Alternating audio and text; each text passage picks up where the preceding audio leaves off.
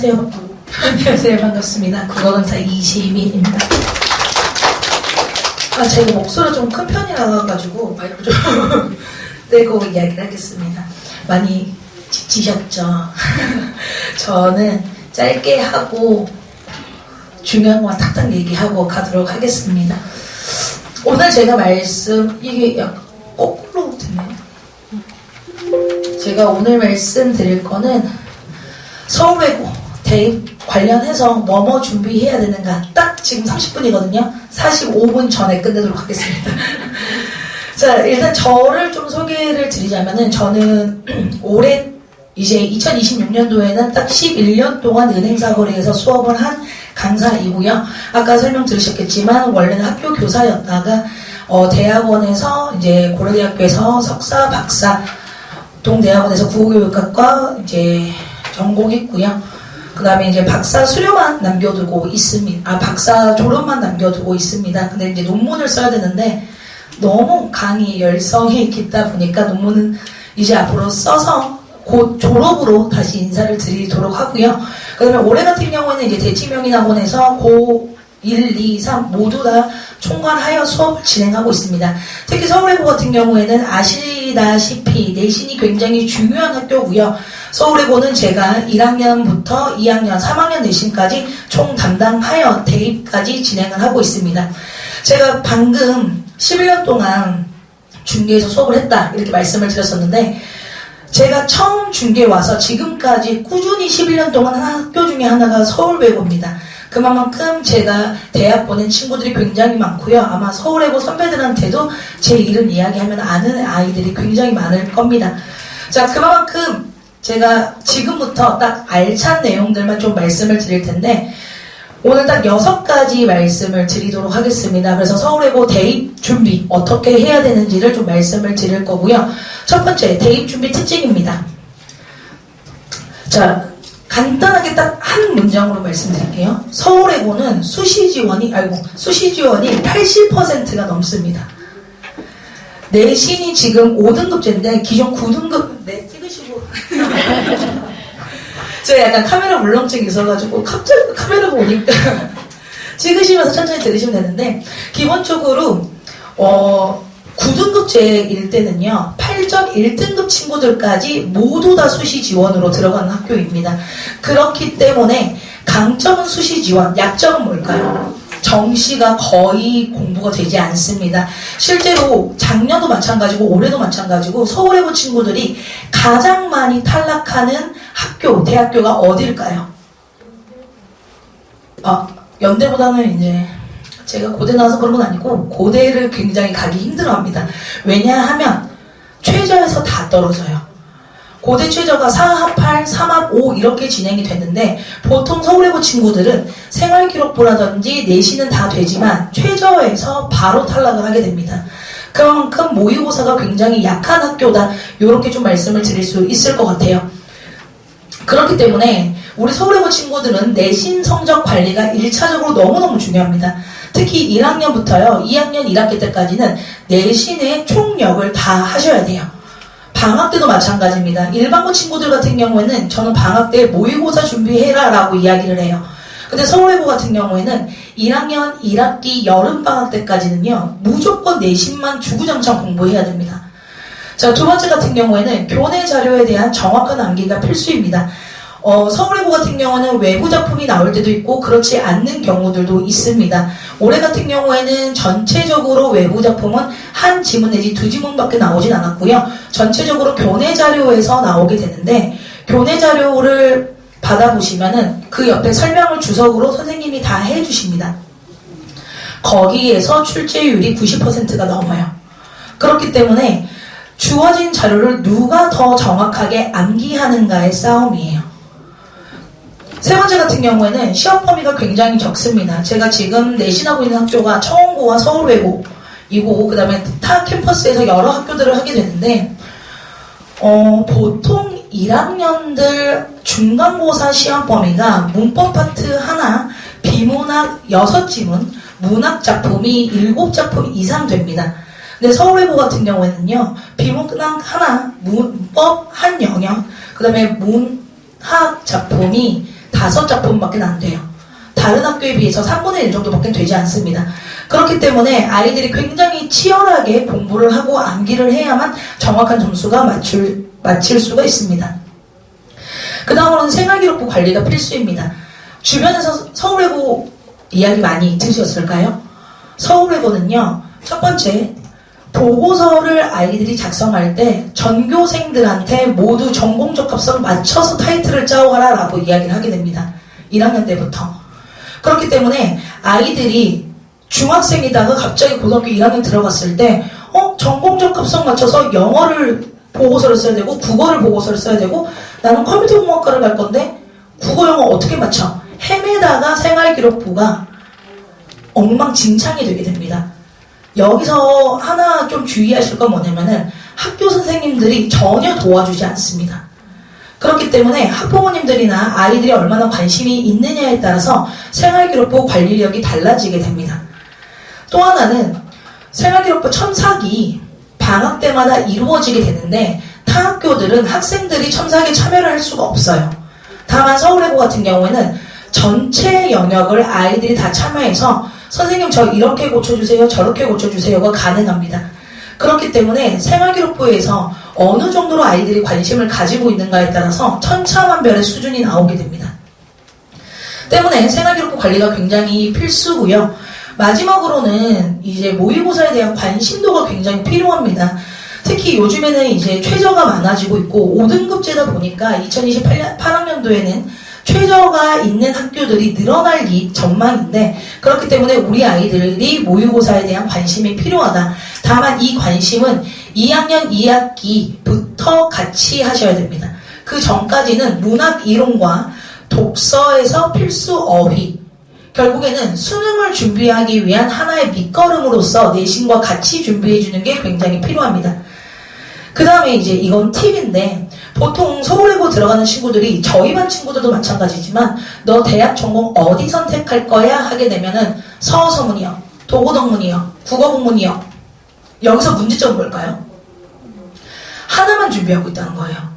서울외고는 제가 앞서 말씀드렸듯이 수시 지원이 80%가 넘는 학교이기 때문에 반드시 3학년 때 내가 어떤 성적을 가지고 있을지 판단을 해서 내가 정말 가고 싶은 학과 플러스 내가 나중에 성적이 안 나왔을 때 서브로 지원할 수 있는 학과 꼭 복수 전공으로 선택을 해주셔야 됩니다.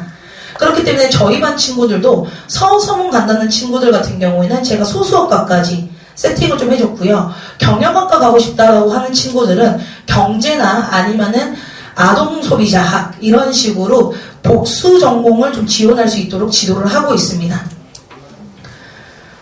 이제 첫 장 끝났는데 좀 머리가 아프시기 시작했죠. 대입이 정말 어렵고요. 서울외고는 정말 전략이 많이 필요합니다. 그렇기 때문에 이제 필수 학습 방법들이 있게 되는데요. 서울외고는 딱 3가지 기억하셔야 됩니다. 첫 번째는 암기가 굉장히 중요하다.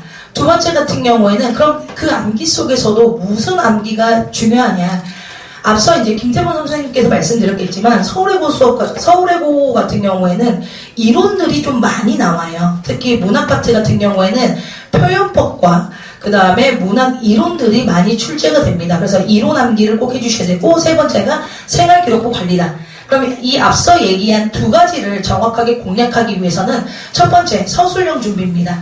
서술형이 전체 점수에서 30% 정도 차지를 하게 되는데 많은 친구들이 서술형에서 점수가 차감됩니다. 조건부가 굉장히 까다로운 학교예요. 3음절로 쓰세요, 3어절로 쓰세요. 어떤 친구들은 어절이랑 음절을 구별 못해서 3어절만 적으라, 3음절을 적으라 했는데 3어절을 적어서 아이쿠 하는 친구들도 굉장히 많고요.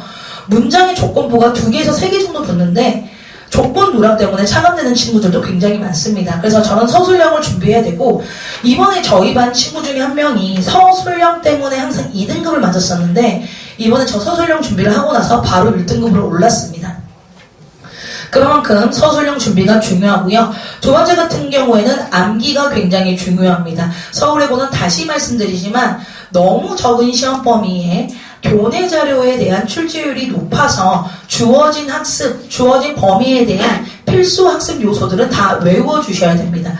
그렇기 때문에 교내 자료 및 교사용 지도서, 그 다음에 전체적인 이해, 세부적인 내용들 다 암기할 수 있어야 됩니다. 세 번째 같은 경우에는 실전 모의고사를 좀 봐줘야 돼요. 특히 서울외고 친구들은 주 1회 저희는 실전 모의고사, 즉 서울외고 경향성을 담은 테스트를 매주 1회씩 보고 있습니다. 1회도 요즘 좀 부족한 것 같아서 특정 친구들은 2회에서 3회로 저희가 횟수를 늘렸습니다. 그 이유는 왜 그러냐면 시험 범위가 적어서예요. 시험 범위가 적기 때문에 친구들이 공부를 안 합니다.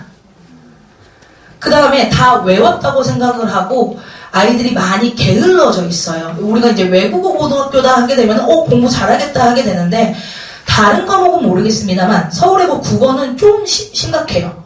그렇기 때문에 이걸 계속 학습 동기를 유발해주고 잡아 끌어주고 관리해주는 게 서울외고는 굉장히 중요합니다. 그래서 실전 모의고사를 좀 봐줘야 되고요. 그 다음에 마지막으로 반복 학습입니다.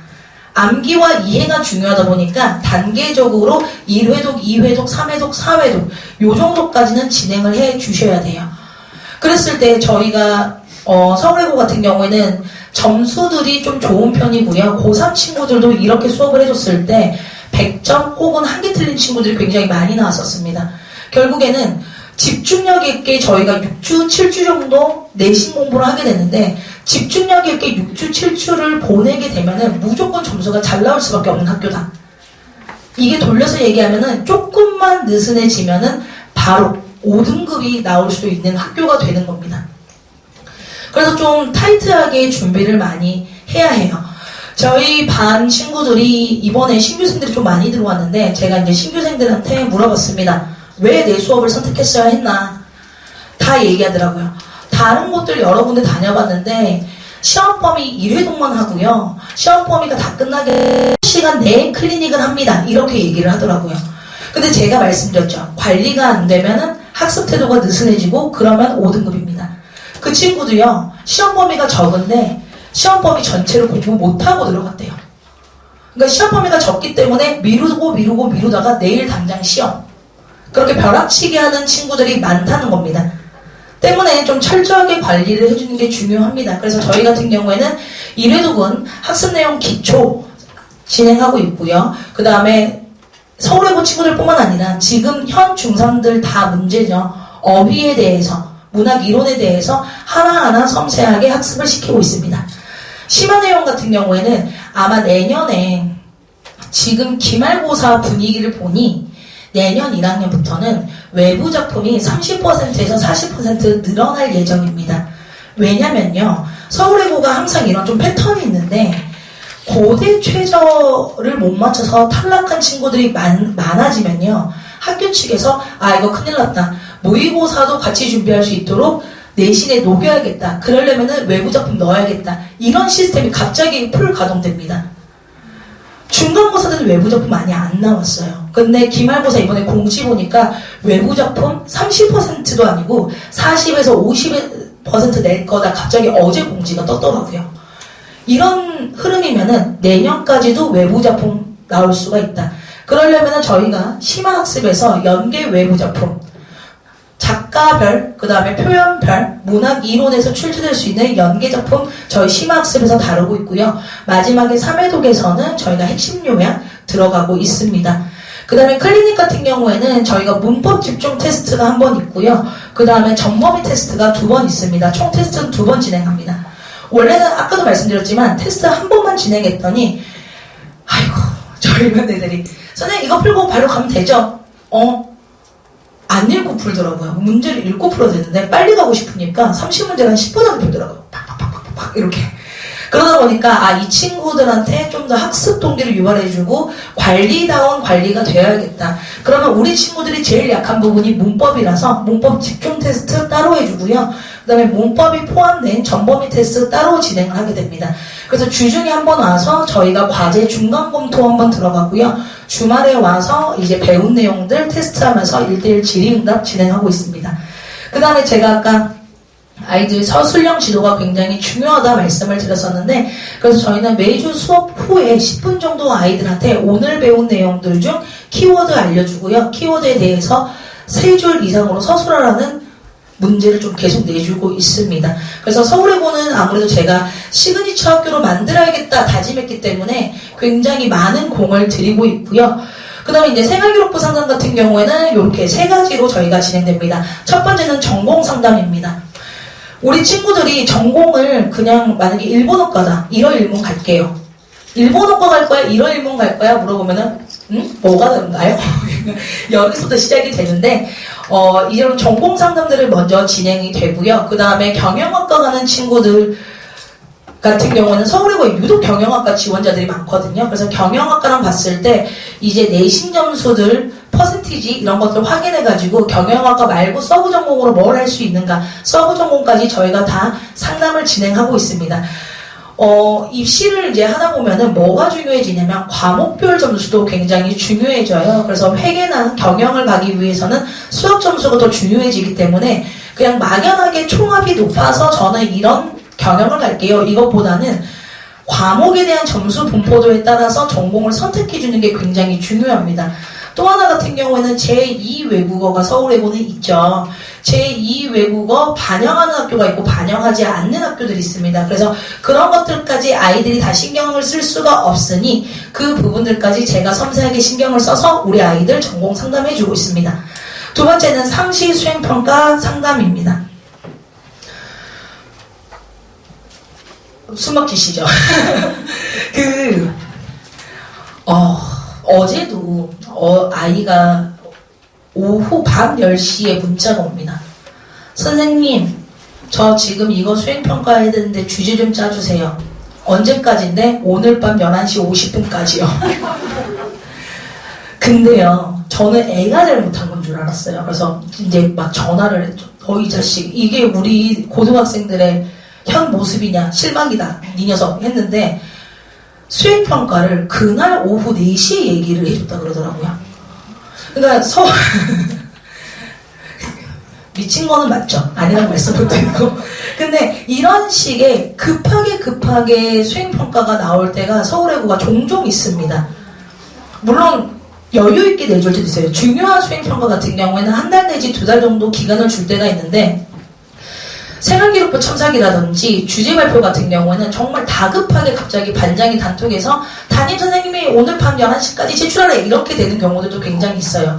그렇기 때문에 이런 상시 수행평가 상담이 누가 진행을 할 수가 있는지가 굉장히 중요해집니다. 그러면 우리 친구들 한번 자제분들 생각해 볼까요? 우리 아이는 그렇게 2시간 남긴 상황 속에서 자세하게 내 인터넷에서 다 조사해서 제목을 얘기할 수 있을까요? 불가능합니다, 거의. 그래서 아이들 그냥 챗GPT에다가 나 서울서원 갈 건데 주제 좋은 거 하나 알려줘 하고 끝나는 거거든요. 그래서 이런 것들은 저는 상시적으로 상담을 하고 있습니다. 제가 보통 새벽 3시에 자서 7시에 일어나기 때문에 그 외의 시간들은 서울외고 아이들과 소통해서 상시적으로 수행평가 상담하고 있고요. 아까 말씀드렸듯이 방학마다 생활기록부 조회해서 첨삭하게 되는데 정과목, 정영역 다 제가 첨삭을 맡고 있습니다. 아이들이 전공과 그 다음에 바이트 수 얘기해주면은 기존에 썼던 것들을 보내주게 되면 저희가 조교팀들이랑 다 같이 해서 데이터 맞춰가지고 바이트 맞춰서 다 진행을 하고 있습니다. 이게 이제 저희 사례인데요. 첫 번째 같은 경우에는 이제 아이들 보냅니다. 저 과목 국어 수행평가 써야 되고요. 희망 전공은 역사입니다. 이렇게 해서 쭉 이야기해줬을 때 이제 여기서부터 저희가 뭐 질문 이거 해라 저거 해라 짜주게 되는 거고, 두 번째 같은 경우에는 아이들이 막상 수행평가를 하려고 하면은 목차부터 문제가 많이 됩니다. 주제도 잡았는데 뭘 써야 될지 모르게 되면은 제가 목차까지 이렇게 얘기를 해줘서 거기에 맞춰서 아이들이 내용만 쓸 수 있게끔 지도를 하게 됩니다. 솔직히 말씀드리면 수행평가 쓸 때 그렇게 큰 힘을 들이면 안 돼요. 왜냐면은 아이들도 공부를 해야 되고 공부할 게 너무 많은 상황이기 때문에, 그렇기 때문에 이런 것들이라든지 그 다음에 관련 링크 있죠. 그럼 이 목차에 맞춰서 어떤 내용 적어야 돼요? 하게 되면 제가 링크까지 다 보내줍니다. 그럼 우리 친구들은 그냥 컨트롤 C, 컨트롤 V 하고 어미만 좀 바꿔주게 하면 되거든요. 그 다음에 이제 겨울방학 때 되게 되면은 아이들이 몇 바이트로 첨삭해주세요 하게 되면은 쫙 이렇게 첨삭을 해줍니다. 전공적합성 맞춰서. 아이들한테 이거 쓰라고 하잖아요. 능동적인 모습을 보임, 인상 깊음, 융합적 인재로서 이런 뻔한 이야기들만 적기 때문에 대학교 입학사정관이 좋아할 수 있도록 또 전공적 합성이 확 드러날 수 있도록 저희가 다 수정 첨삭을 해주고 있습니다. 그럼 저희 컨텐츠는 어떻게 되냐면은 저희는 자습서 절대 안 씁니다. 평가 문제집 절대 안 씁니다. 획일적인 교재는 절대 쓰지 않습니다. 정확하게 서울외고 선생님들이 지향하는 문제형 저격해서 컨텐츠 다 만들고 있고요. 아이들이 선생님 교내 자료 이거 나왔어요 하게 되면 저희는 출처까지 다 파버립니다. 이번에도요, 중간고사, 기말고사 아이들이 교내 자료 가지고 왔을 때 출처 다 저희가 파악했고요. 그 출처가 된 출판사에서 나온 문제들, 그 다음에 서울외고 선생님들 경향성들 맞춰가지고 자체적으로 문제가 다 나오게 됩니다. 내년에 되게 되면 이제 공통국어 1, 올해 바뀌었죠. 문제가 거의 없습니다. 그 다음에 아까도 말씀을 드렸을까요? 올림포스라고 하는 부교재를 쓰게 되는데 모의고사 문제도 시중에 많이 없습니다. 그렇기 때문에 많은 학원들에서 똑같은 문제 또 풀고 똑같은 문제 또 풀고 해서 아이들이 정확한 학습이 좀 지양되게 돼요. 근데 저희들은 다 자체 제작을 해서 제가 또 컨텐츠에 좀 진심이다 보니까 각 제시 보면 800문제 이상 있습니다. 그래서 저희 반 친구들은 선생님 제발 그만 주세요. 정보의 홍수 속에 살고 있고요. 그 다음에 실전 모의고사 같은 경우는 제가 담당해서 매주 제작을 직접 하게 됩니다. 이렇게 말씀드리면 어떤 어머님들은 너가 뭔데 이렇게 할 수도 있겠지만 저는 이제 마더텅 메가 스터디에서 문항을 집필한 경험이 있고요. 올해 같은 경우 작년 올해 지금 대성 마이맥 모의고사를 계속 검토하고 또 문항 집필도 하고 있습니다. 그렇기 때문에 이 문제 만드는 거에 대해서는 거의 선수다 이렇게 좀 생각을 해주시면 되고요. 저희는 자체 교재로서 주간지 핵심 내용과 그 다음에 문제 그 다음에 비문학 같은 경우는 문단별 핵심 내용 정리해서 스포일러가 매주 나가고 있고요. 그 다음에 마지막으로는 시험 직전 자료 핵심 요약집이 따로 나갑니다. 사실은 보여드리려고 제가 교탁에 올려놨었는데 너무 긴장해가지고 빈손으로 들어가 보니까 있죠. 그래서 저희는 핵심 요약집 전체적으로 이제 핵심 요약집 나가고 아이들 워크북이 나가요. 그래서 핵심 요약집 보고 아이들이 필기로 교내 자료, 학교 선생님 설명, 그 다음에 제 핵심 요약집 내용들을 다 필기로 적어서 자기만의 단권한 워크북집을 따로 나눠주게 됩니다. 그 다음에 시험 전날 30문제짜리 2부, 실전 모의고사 시험지가 2부 제공이 됩니다. 그래서 보통 이제 1학년들 같은 경우에는 국어 보는 날은 국어밖에 보지 않아요. 그럼 그 전날에 아이들이 한 5시간, 6시간 공부하고 나서 다 했다고 누워버리거든요. 근데 계속 좀 예열 작업, 내일 시험 보기 위해서 오늘 실전 연습을 하기 위해서 2부가 따로 제공이 됩니다. 요렇게 저희가 이제 진행이 됐고, 제 입시 결과가 좀 많긴 한데 그 중에서 드라마틱한 것만 딱 4개 뽑아왔습니다. 이게 9등급제임을 좀 감안해 주시면 될 것 같아요. 제가 그럼에도 불구하고 서울외고를 꼭 보내셔라 이 말씀을 모든 학부모들한테 다 얘기합니다. 그 이유는요, 일단 2점대로 넘어가게 되면은 9등급제 때 2점대가 넘어가게 되면 다른 학교들은 서성한 꿈도 못 꿉니다. 그런데 서울외고만큼은 서성한 꿈꾸도 됩니다. 이게 정말 단적이냐라서 서울외고를 꼭 보내셨으면 좋겠고, 그 다음에 이제 제가 7.2등급 한국외대 글로벌 합격을 했는데 아직도 어머님이 설마다 소고기를 보내주세요. 받을만 했다 뭐 그렇게 생각을 하고, 그 다음에 2.5등급 친구인데 이 친구 같은 경우는 2.5등급 정도면은 서울외고에서 성균관대는 좀 못 가고 서강대 정도 갈 수 있는데 성균관대를 갔고요. 4.2등급인데 경희대 가도 할까 좀 놀랬습니다. 이건 저도 좀 놀랬어요.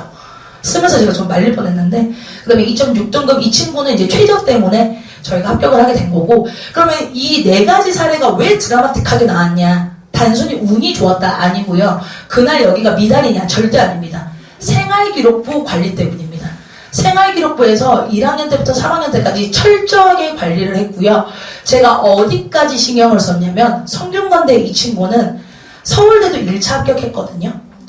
근데 생활기록부에 그 심리학 관련해서 활동을 한 게 있는데 제가 사학과 보내려고 사도세자의 심리학으로 주제 짜가지고 보고서 다 만들어줬습니다. 그만큼 이 전공적 합성의 힘이 굉장히 위대하다.